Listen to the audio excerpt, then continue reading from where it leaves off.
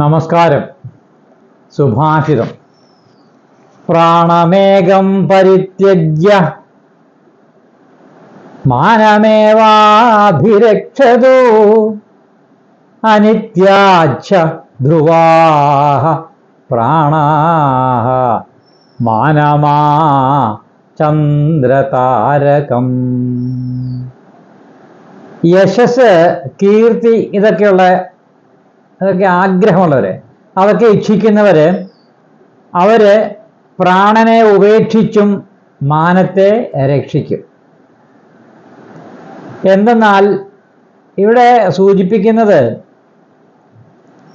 പ്രാണൻ നിത്യനല്ല, ഏത് നിമിഷവും നമ്മളെ വിട്ടുപിരിയുന്നതാണ് പ്രാണൻ. എന്നാൽ മാനം അഥവാ യശസ്, കീർത്തി എന്നൊക്കെ പറയുന്നത് സൂര്യചന്ദ്രന്മാര് ഉള്ളിടത്തോളം കാലം നിലനിൽക്കും എന്നാണ് ഈ സുഭാഷിതം അർത്ഥമാക്കുന്നത്.